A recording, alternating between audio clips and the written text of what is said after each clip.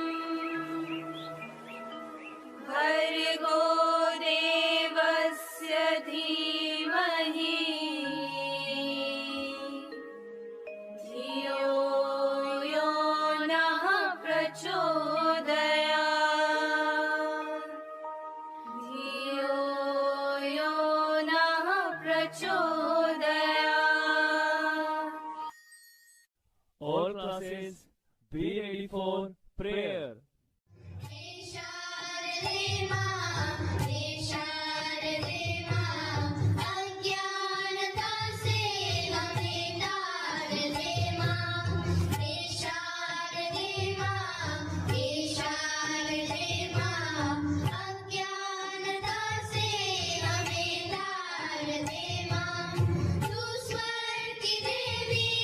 संगीत तुझसे हर शब्द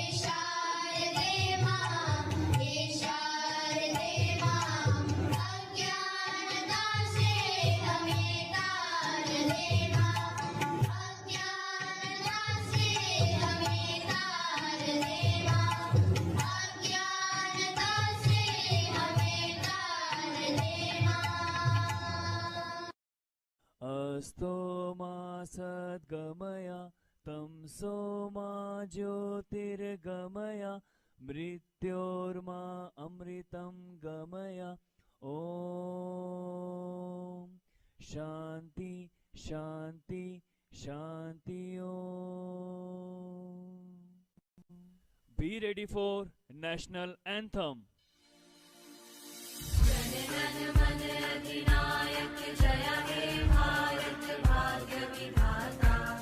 पंजाब सिंध गुजरात मराठा द्राविड़ उत्कल बंग विंध्य हिमाचल यमुना गंगा उच्छल जलधि तरंग तब शुभ नामे जागे तब शुभ आशीष मांगे गाहे तब जय गाथा जन गण मंगलदायक जय हे भारत भाग्य विधाता जय हे जय हे जय हे जय जय जय जय हे भारत माता की जय भारत माता की जय भारत माता की जय वंदे मातरम वंदे मातरम वंदे मातरम। अब समय है आरोग्य विवेक के माध्यम से स्वास्थ्य संबंधी जानकारी प्राप्त करने का। इसके लिए हमारे साथ हैं कई वर्षों से हमारे विद्यालय के साथ जुड़े retired colonel doctor Kuldeep Singh.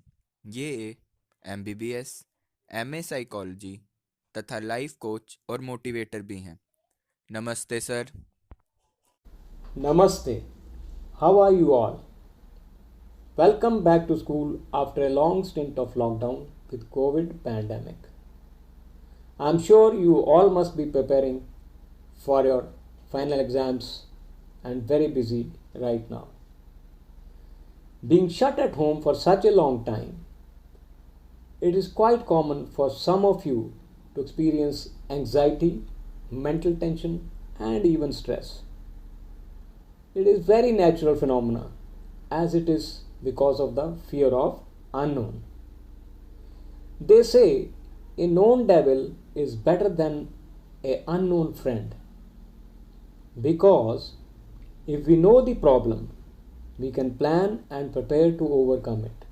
But if we do not know, then fear of unknown takes over and creates mental tension and stress. When we are in a situation like this, our body secretes certain harmful chemicals which are not only affecting our body physically but also our mind, making us weak and unable to function properly. They create negative thoughts in our mind which do not let us think clearly. Thus, we are not able to tackle the problem.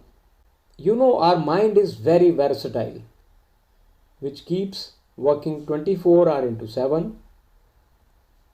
On an average, we get approximately 2 thoughts per second. So in 24 hours, our mind is processing more than 1 lakh thoughts. 95% of these are the same as of previous day, so largely redundant. Only 5% are new thoughts requiring our attention. Also, when we have negative thoughts, the flow of thoughts increases from 2 per second to maybe 3 or 4 per second.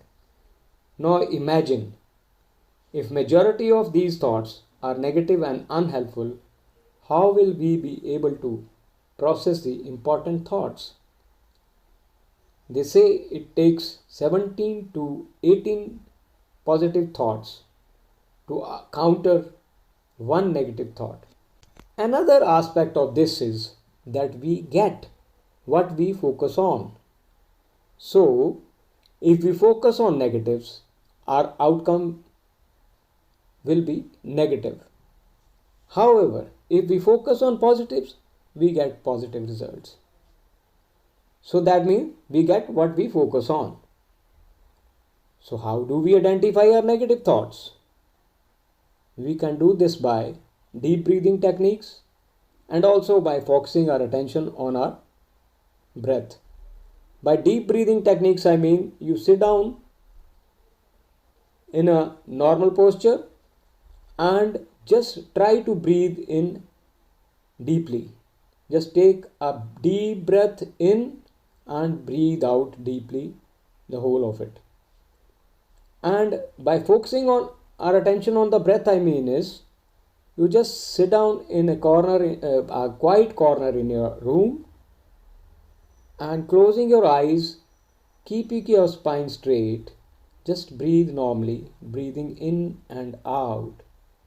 And while you are breathing in and out, just try to focus your attention on your breath. Just observe how you're breathing in and how you're breathing out. Try to follow your breath. And by doing so for 10 to 15 times, you will rather start feeling that your mind is clearing.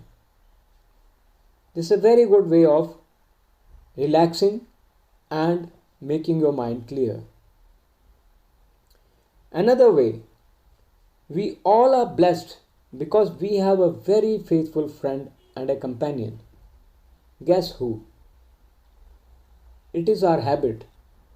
So we need to form a habit of thinking and focusing on the positives. And how do we form a habit? Simply by practice. We all have positive and pleasant moments in our life. But the irony is, we do not think about them. We only try to focus on negatives and their negative outcomes. So if we try to focus our attention repeatedly on the positive and pleasant moments we had in our life, like maybe our birthday when we received beautiful presents, or of a moment when we received some prize for coming first, practice, we can memorize them and will be able to replace our negative thoughts with these pleasant thoughts whenever we require.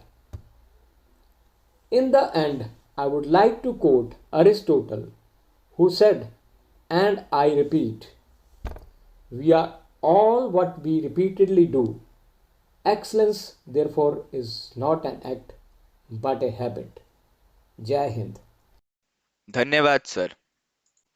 हमारे साथ जुड़ने के लिए और अपने विचार साझा करने के लिए बहुत बहुत धन्यवाद। अब समय है आज के हिंदी के शब्द एवं वाक्य को जानने का। इसके लिए हमारे साथ हैं कक्षा 7वीं से हरनूर कौर। नमस्ते हरनूर, आज का हिंदी का शब्द एवं वाक्य हमारे साथ साझा करें। नमस्ते, मेरा नाम हरनूर कौर है। मैं कक्षा 7वीं ब की छात्रा हूँ। आज का शब्द है घनिष्ठ। यह एक विशेषण शब्द है जिसका अर्थ है बहुत अधिक मित्रता या संबंध। इसके पर्यायवाची है सबसे अधिक घना, सबसे अधिक निकट, पास का, अत्यंत निकट। इसका विलोम है दूर या दूरस्थ।